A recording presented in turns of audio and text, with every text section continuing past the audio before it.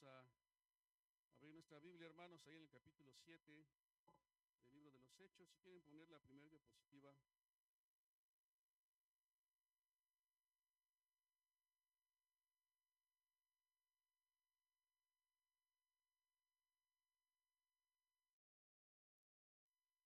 He estado considerando este capítulo 7.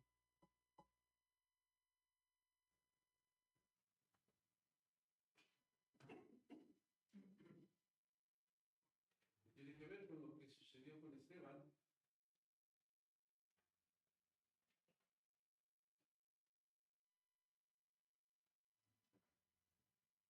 Para que podamos solamente recordar un poquito, mis queridos hermanos, ¿verdad? Desde que estaba predicando, hubo oposición. Ya vimos que un grupo por ahí de judíos, de los helenistas, de la sinagoga de los libertos, ¿verdad? Pues buscaron ahí favores en contra de él. ¿Cuál era el argumento? Pues que le habían oído hablar palabras blasfemas contra Moisés y contra Dios. En el capítulo 6 podemos ubicar eso. Eran testigos falsos. Era gente que estaba torciendo de alguna manera las palabras de Esteban, darle un sentido diferente a lo que él realmente estaba haciendo. Y le acusaron entonces de oponerse a la ley, de hablar en contra del templo. Bueno, algo que al parecer sucede, mis queridos hermanos, al predicar el Evangelio de Jesucristo, pues va a ser eso. Vamos a encontrarlo. Vamos a la siguiente diapositiva. Cuando nosotros escuchamos el Evangelio de nuestro Señor Jesucristo, pues algo que descubrimos, hermanos, es que hay cambios radicales en nuestra manera de adorar a Dios, en nuestro caminar. Yo no sé cuántos de ustedes vienen de un contexto, por lo general, católico. ¿Alguien de ustedes viene de por ahí? Pues yo entre que sí que no, ¿verdad? Por parte de acá de la familia materna, pues que se oía del Señor, conocían del Señor, pero no caminaban con el Señor. Y por parte de la familia de mi papá, pues estaba ahí la Iglesia Católica y como ya les he comentado algunas veces, me mandaban a la doctrina. Más bien yo iba con mis primos porque a mis primos les iban a hacer fiesta y dije, yo me apunto para hacer mi primera comunión, ¿no? Pero venimos de ese contexto de un movernos o de un caminar así, con algún pensamiento. Pero cuando escuchamos el mensaje de nuestro Señor Jesucristo, pues descubrimos algo interesante, hermanos. Cuando hemos estado moviéndonos, caminando, mire, aún como cristianos, protestantes, evangélicos, como usted quiera ponerlo, a veces crecemos con un pensamiento, con una idea con respecto a algunas cosas. Utilizamos palabras y expresiones porque así las conocimos, ¿verdad? Así las aprendimos. El domingo compartí allá con la congregación en Maranata y el viernes compartía yo también acá con mis hermanos con respecto a lo que es la iglesia. Y les decía, ¿qué decimos cuando los domingos vamos en las mañanas y te dicen, ¿a dónde vas? Yo, ojalá no digan, vamos al deportivo, ¿eh? ¿A dónde vas? Vamos a la iglesia, así decimos, ¿no? Bueno, así dicen, ¿verdad? Vamos a la iglesia. Y tenemos la idea y el pensamiento de que la iglesia es ¿qué? Es el lugar. ¿Dónde nos vemos? Nos vemos ahí en la iglesia. Oye, ¿por dónde está ahí donde tú te congregas? Ah, mira, ahí sobre Puerto Acapulco y ahí está ¿verdad? Así decimos. Porque venimos con esta manera de expresarnos, de hablar de algunas cosas. Pero el Señor nos va a enseñar, el Señor nos enseña precisamente lo que su palabra, Él ha establecido. Por eso decíamos, hay cambios radicales que vienen a nosotros. Y a veces nos cuesta trabajo, porque hemos crecido con eso. Hemos crecido utilizando expresiones, utilizando palabras, refiriéndonos a algunas cosas, ¿verdad? Repito, por lo general esto viene de la Iglesia Católica. Pero bueno, eso es algo que provoca mucho la vida de estos hombres religiosos. Y que Esteban ahí lleno del Espíritu Santo, hablaba y los provocaba a ira cuando les tocaba algunos puntos y algunos aspectos.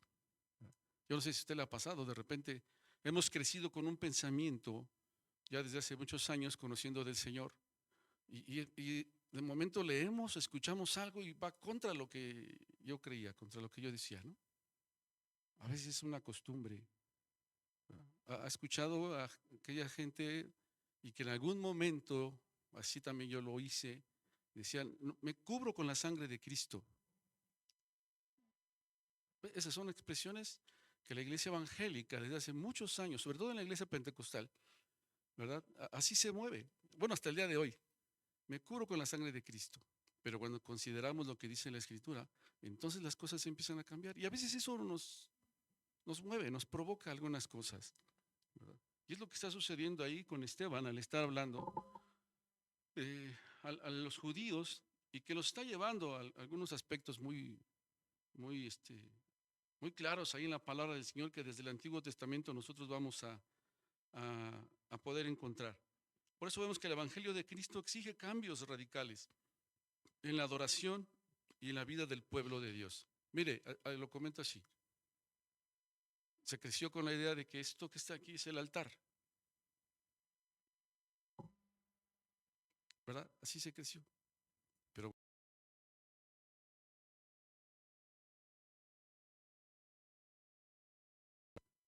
bueno, por eso les digo que exige cambios radicales.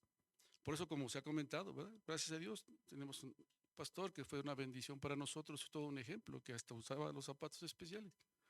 Pero esto no es el altar. ¿De acuerdo a lo que la Escritura nos está enseñando? No lo es. Pero tenemos respeto por el lugar y por el pensamiento que algunos todavía siguen teniendo. Hace algunos, no sé, quizá mes y medio, 2 meses, encontré en el transporte a eh, déjame decirles, uno de los cuates del barrio, ¿verdad? En aquellos tiempos. No lo conocí. Bueno, yo sabía que era, pero no recordaba ni quién era exactamente. Me saludó, ya cuando empezamos a platicar, y le dije que por la gracia de Dios soy pastor. Se quedó callado y así sus ojos, ¿no? Yo también le he hecho lo mismo. Pero me dijo, hace algunos años yo le entregué mi vida a Jesús y me aparté de él. Y ahorita yo venía orando y diciéndole, ayúdame, Señor. Pon a alguien que me hable de ti otra vez, ¿verdad? Le dije, mira, pues ahí en Tlacotalpan 130, acompáñame. Y lo traje, ¿verdad? Entramos. Y hermanos, en cuando entramos, obviamente no había nadie, es un sábado temprano. Entramos, él se quedó ahí parado, me vio y me dijo, ¿puedo pasar? Le dije, adelante. Vino y se hincó aquí y empezó a llorar. Aunque esto no es el altar, nosotros ubicamos eso y lo entendemos. Imagínense, yo me pongo a decirle, esto no es el altar. No, está en su corazón. Iremos entendiendo, iremos aprendiendo algunas cosas. Y estuvo llorando y llorando y llorando y llorando. Ya cuando terminó, pues ya pude orar con él, ¿verdad? Pero crecemos con eso. Bueno, la palabra de Dios nos va enseñando muchas cosas. Y repito, y a veces eso choca con la manera en cómo hemos crecido y cómo hemos sido enseñados o cómo fuimos enseñados muchas veces. Algo que Esteban va a tratar con lo que están hablando y que ya se consideró con el pastor Miguel, él va a tomar 3 porciones ahí de la historia del Antiguo Testamento. Una de ellas, pues es el periodo de los patriarcas. Ya lo vimos, ¿verdad? Hablaba de Abraham. ¿De quién más habló? Aparece por ahí José. ¿Sí estoy bien, hermanos? Bueno, si alguien no se acuerda, léalo. Léalo. Ahí en el capítulo 7, del versículo 1 al 16, esto es lo que encontramos. Utiliza él también después el segundo punto que él trata, o la segunda porción de la historia. Habla de Moisés y de la ley. El capítulo 7, del 17 al 43. Él va a hablar con respecto a esto que es parte de la historia del pueblo de Israel y que ellos conocían también.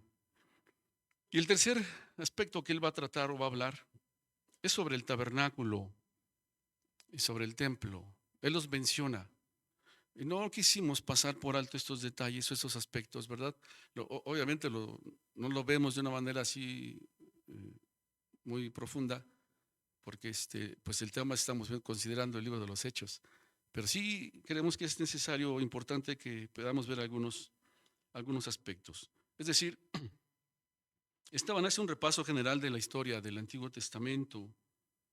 Él va de alguna manera probar que él no ha incurrido en ninguna falta, en ninguna blasfemia, no ha estado en contra de lo que se habla de la ley o del templo, pero guiado por el Espíritu Santo les va a llevar a ubicar algunas cosas que hasta ese momento ellos se habían negado a entender. Lo habían acusado también de enseñar acerca de que Jesús iba a cambiar las costumbres establecidas por Moisés. Y bueno, como iglesias así nos manejamos muchas veces por medio de costumbres. Y cuando es contra nuestra costumbre, wow, entonces nos mueven el tapete, ¿verdad? ¿Por qué nos llega a pasar de esa manera?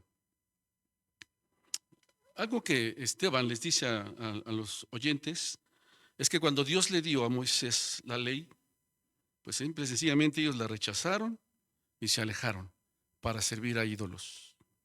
Eso sucedió con el pueblo. Usted puede leer ahí en el Antiguo Testamento cuál fue la actitud de la nación, teniendo la ley. Si va a la epístola a los Romanos, va a encontrar ahí algunos aspectos muy interesantes.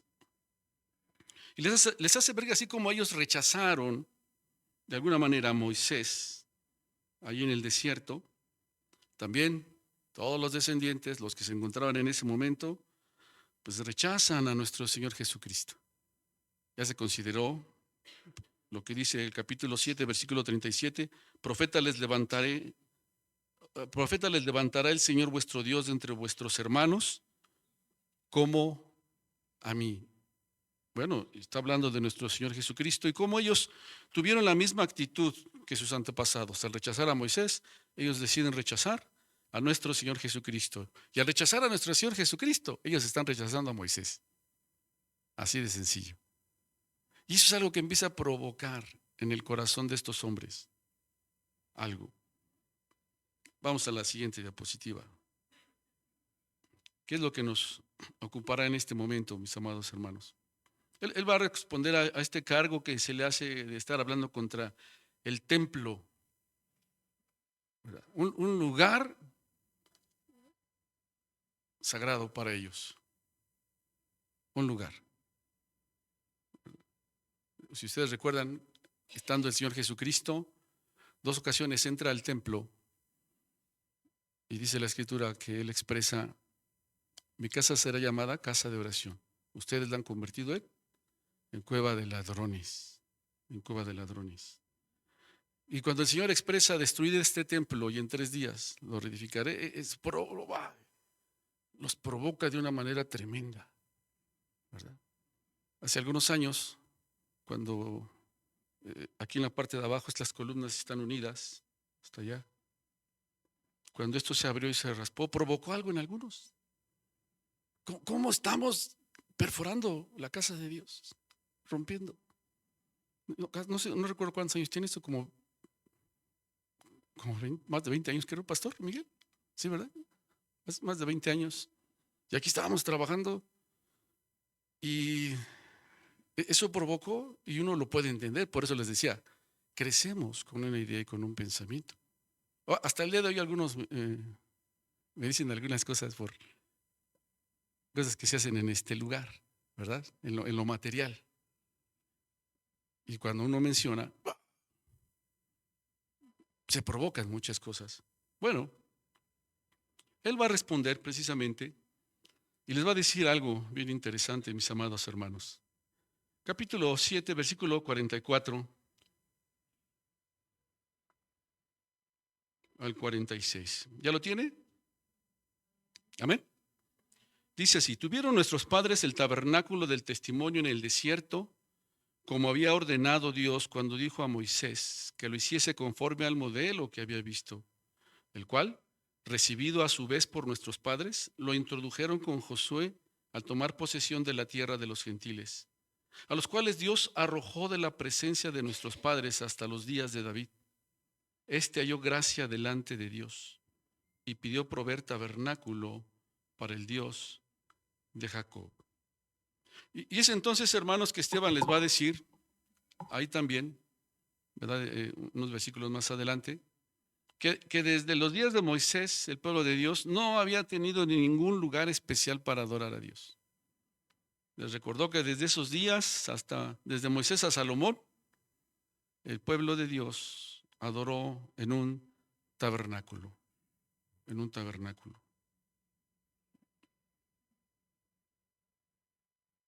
Por eso tenemos ahí estamos en la 3, ¿verdad? La diapositiva. Ok.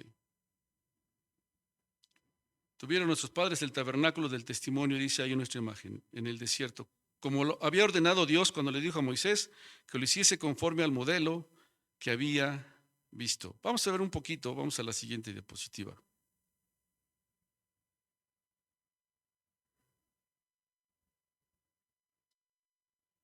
Acerca del tabernáculo, lo que era, su significado también. En el Éxodo, desde el capítulo 25 hasta el capítulo 40, vamos a encontrar ahí la historia del tabernáculo, la orden dada por Dios y cómo ponen manos a la obra para poder llevar a cabo todo esto que el Señor ordenó.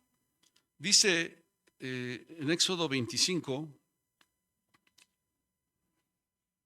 leo Éxodo 25, ahí solamente puse el versículo número 8, pero dice así: el Señor le habló a Moisés diciendo: di a los hijos de Israel que tomen para mí ofrenda de todo varón que lo diere de su voluntad, de corazón, tomaréis mi ofrenda. Esta es la ofrenda que tomaréis de ellos: oro, plata, cobre, azul, púrpura, carmesí, lino fino, pelo de cabras, pieles de carneros teñidas de rojo, pieles de tejones, madera de acacia, aceite para el alumbrado, especias para el aceite de la unción y para el incienso aromático, piedras de ónice, piedras de engaste para el efod y para el pectoral. Y harán un santuario para mí, y habitaré en medio de ellos, conforme a todo lo que yo te muestre, el diseño del tabernáculo y el diseño de todos sus utensilios, así lo haréis. En el versículo 8 dice: harán un santuario para mí. ¿Y qué? Habitaré en medio de ellos. Algo que nos deja ver el Señor es ese deseo de Dios, esa disposición, esa buena voluntad de Dios, como en el Nuevo Testamento se va a expresar, de habitar con nosotros. El Dios santo, sublime, todopoderoso, que habita en luz inaccesible, para yo habitar en medio de ustedes. Eso es algo que está en el corazón de Dios desde un principio. Estar juntos, caminar juntos. Conforme a todo lo que yo te muestre, el diseño del tabernáculo y el diseño de todos sus utensilios, así lo haréis. Y cuando Dios dice, y que usted lea después ahí Éxodo del 25 al 40, y va a ver todos esos detalles que el Señor da. Repito, no entraremos de una manera muy profunda. Ya tuvimos algún estudio con respecto a esto, ¿verdad? Pero para que podamos ver lo que está hablando ahí Esteban con los que están escuchándole. El tabernáculo, hermanos, pues era una tienda móvil o transportable, ¿verdad? Como, más o menos como se ve ahí en la imagen, el símbolo de la presencia de Dios en medio de su pueblo. Le servía como un santuario. Ahí los israelitas presentaban sus oraciones, sus sacrificios, sus alabanzas a Dios. Ahí. Fue construido este tabernáculo, o la nación, el pueblo de Israel, pues lo construyó mientras vagaba en el desierto. Dios da las instrucciones, Dios da medidas, Dios da absolutamente todo, los materiales que se necesitaban para poder edificar o levantar este tabernáculo. Cuando el Señor lo sacó de la esclavitud, da esta orden a Moisés para que se edifique este tabernáculo.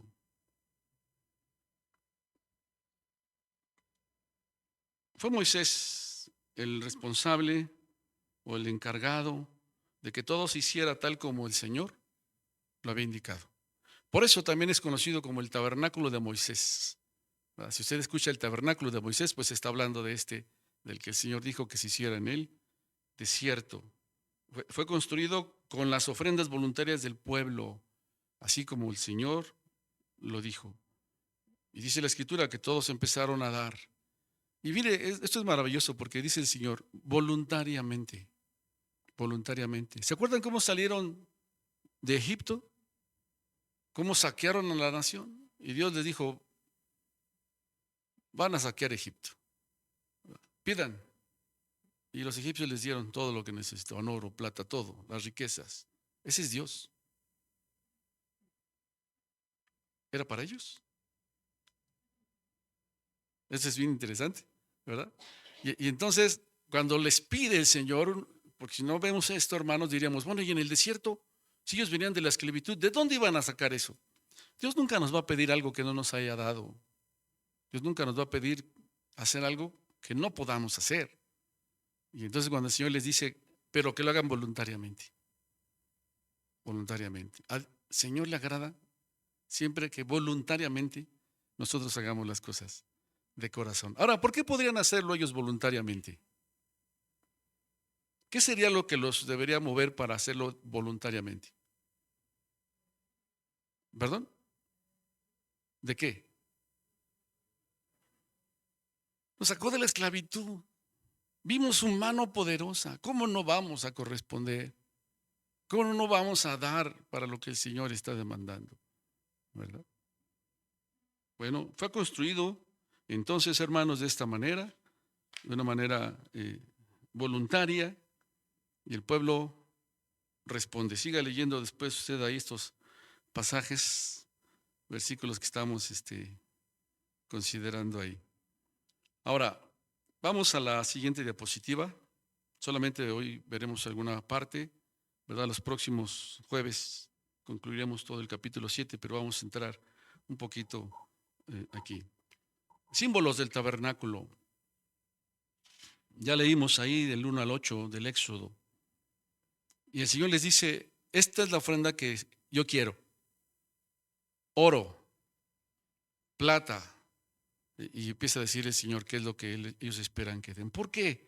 Bueno, cuando vamos allá a la Escritura, vamos a ver que el oro nos habla de la divinidad. Habla de la divinidad, de lo divino. La plata, de la redención. El bronce habla del sufrimiento. Después, para que pueda usted entender un poquito más, váyase a Hebreos y lea usted ahí, ¿verdad? Acerca de cómo está hablando de alguien. Y esto está apuntando precisamente hacia alguien que se llama Jesús.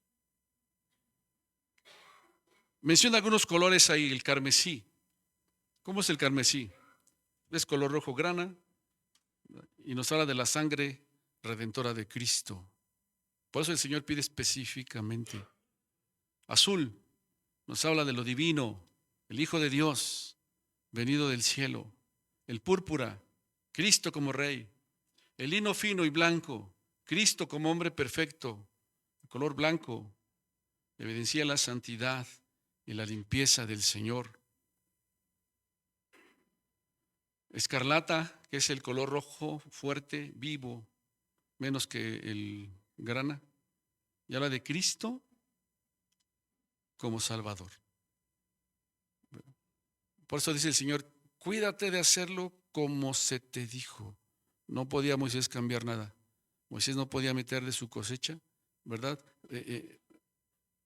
Empezar a hacer uso de su creatividad. Algo que hemos mencionado es que a veces nuestra creatividad es un estorbo para lo que Dios quiere que hagamos. Ojo, no me malentienda, ¿eh? Dios nos usa y nos ha dado también la creatividad, pero nos usa. Necesitamos rendirla a Él. Pero a veces nuestra creatividad estorba a lo que dice Dios, a los planes de Dios.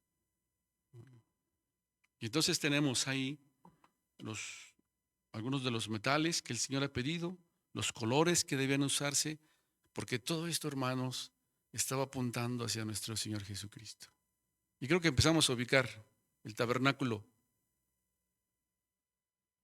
¿Y por qué ya no hay un tabernáculo? ¿De quién está hablando? ¿De quién está? ¿Hacia quién apunta todo esto? Bueno, vamos a la siguiente diapositiva.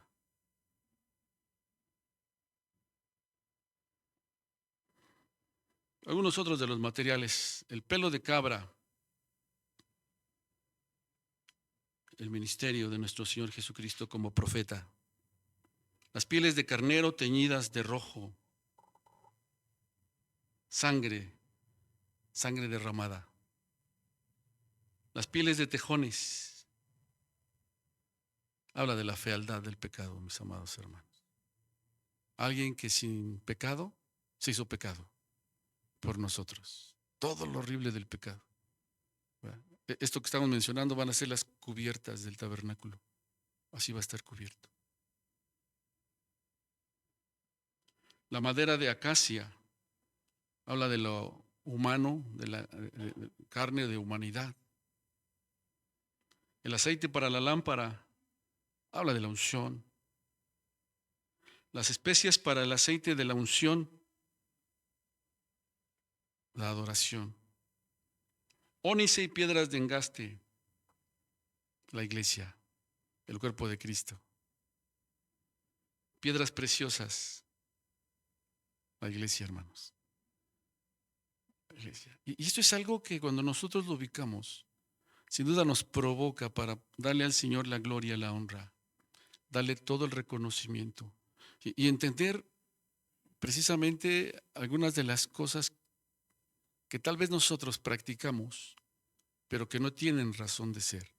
Ahora, crecimos y nos movimos de esta manera utilizando expresiones, pero que cuando vamos entendiendo, hermanos, pues simplemente van cambiando, ¿verdad? Los vamos ubicando.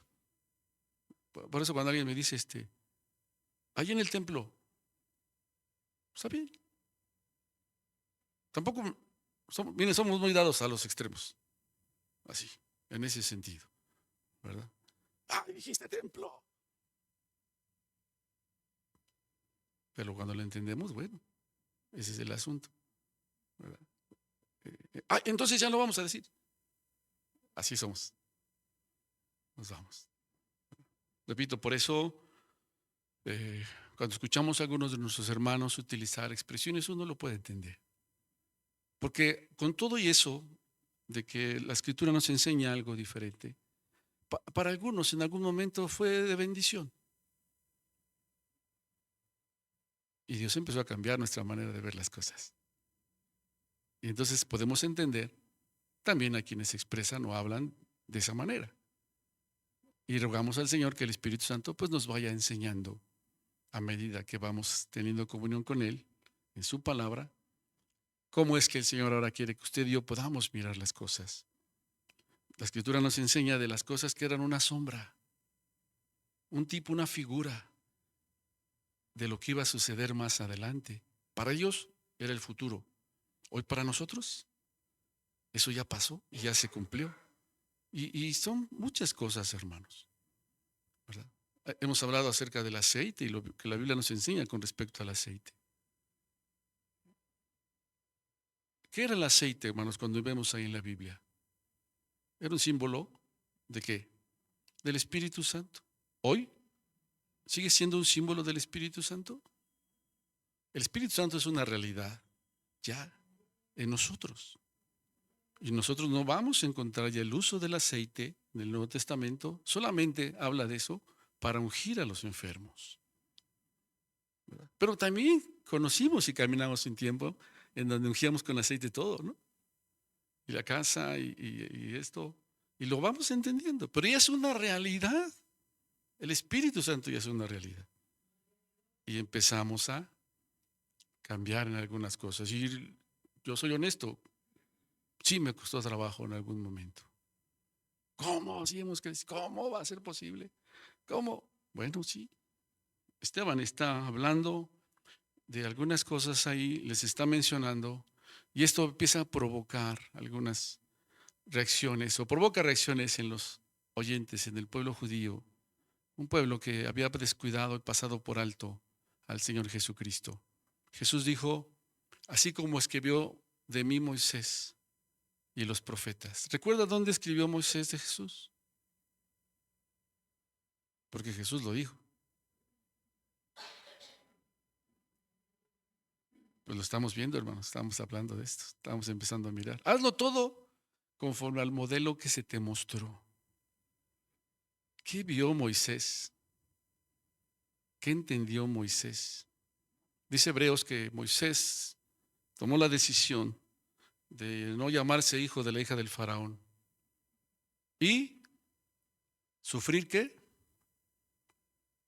Los vituperios de Cristo. Perdón, Moisés. Entonces va a ser bien interesante, si el Señor permite, iremos considerando algunos aspectos, ¿verdad? Y entraremos un poquito ya más de lleno al todo este asunto que estamos viendo del tabernáculo. Solamente quiero invitarle para que leamos. Mire, dice el versículo, estamos en Éxodo 25, dice el versículo 9, conforme a todo lo que yo te muestre, el diseño del tabernáculo y el diseño de todos sus utensilios, así lo haréis.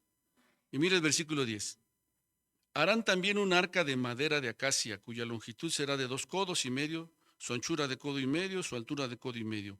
Y la cubrirás de oro puro por dentro y por fuera, y harás sobre ella una cornisa de oro alrededor. Bueno, ya vimos de lo que habla el oro y de lo que habla la madera de acacia, ¿verdad? Fundirás para ella 4 anillos de oro y pondrás en sus 4 esquinas 2 anillos a un lado de ella y 2 anillos al otro lado. Harás unas varas de madera de acacia, las cuales cubrirás de oro. Meterás las varas por los anillos a los lados del arca para llevar el arca con ellas. Las varas quedarán en los anillos del arca, no se quitarán de ella. Pondrás el arca del testimonio y pondrás en el arca el testimonio que yo te daré. Harás un propiciatorio, y me detengo ahí. Lo natural para nosotros, hermanos, si usted piensa hacer su casa, ¿por dónde empezaría? ¿Por dónde? Por los cimientos. Y después,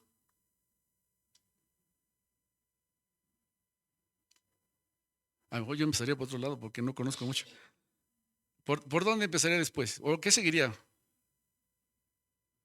Pues a lo mejor levantamos columnas o castillos, ¿no? ¿Sí sería eso? Ayúdenme, ¿por qué? Y los muros, y empezar a hacerlo. ¿Qué haría hasta el último si ya está acabado todo eso? Ya se acabó, ya está el techo, ya está todo. ¿Qué sigue? Ya que se acabó, ya están los acabados, las puertas, las ventanas, ya hasta la pintó, pues. A amueblarlo. ¿Por qué no lo amuebla primero? Ahora, si usted presta atención, algo que el Señor les dice, y por donde empieza el Señor es por lo de adentro, no por lo de afuera. Y lo primero que les dice es, haz un arca. Haz un arca. Y algo que el Señor va a señalar primero es lo que va adentro, después lo que va afuera. Y todo esto tiene una razón de ser, de parte de Dios, ¿verdad? Pero repito, si el Señor permite, no se pierda el próximo capítulo, la próxima semana a esta misma hora. Y los que están ahí por el mismo canal. Amén. Bueno, gracias a Dios, hermanos, que el Señor nos siga dando dirección. Cierre sus ojos. Cierre sus ojos. La próxima semana continuaremos. Señor, cuántas gracias te damos porque tu palabra siempre, siempre, en todo momento, Señor, es lo que tú has dado para nosotros. Nos alimentas, nos das a conocer tu voluntad a través de ella. Y tu Espíritu Santo nos ayuda, Señor. Muchas gracias porque es un privilegio y una bendición para nosotros saber que tú dispusiste a habitar con nosotros. El Dios Santo, Todopoderoso, estar entre nosotros. Cuántas gracias te damos por ello. Lo podemos ver en tu palabra, que ese ha sido, Señor, el propósito tuyo desde un principio. Solo rogamos que nos ayudes para poder valorar en todo momento, Señor, tu presencia, para poder valorar también, Señor, todo lo demás que tú nos has dado y corresponder dándote gloria, honra, en todo, Señor, lo que tú nos permitas vivir. Muchas gracias, muchas gracias. Rogamos solamente que bendigas, Señor, a cada uno de nuestros hermanos que están en la transmisión, Señor. Bendícelos, sé con ellos. aquellos que se encuentran enfermos, Señor. Rogamos que tú obres un milagro en sus vidas, un milagro de salud, de sanidad en sus cuerpos. Ahí está el pastor Edgar, Señor, que está enfermo. Obra un milagro en él, Padre, te lo rogamos en el nombre de Jesús. En cada uno de mis hermanos y hermanas, los que estamos presentes, derrama también tu bendición. Permítenos regresar, Señor, con gozo, con paz a nuestros hogares. Y en todo momento y en todo tiempo, Señor, poder ver tu mano, que es buena, sobre cada uno de nosotros. Muchas gracias en el nombre precioso de Jesús. Amén. Amén. Dios les guarde, hermanos, y si el Señor permite, nos vemos el domingo. No se le olvide el bote de misionero. El domingo lo recogemos. Y si no tiene bote de misionero, allá hay sobres. Llévese un sobrecito y deposite ahí, hermanos, ¿verdad? O creo que aquí hay unos botes. Tómelo y lo que ha reunido puede depositarlo y el domingo se entrega y oramos. Amén. Dios les guarde, hermanos. El Señor les bendiga.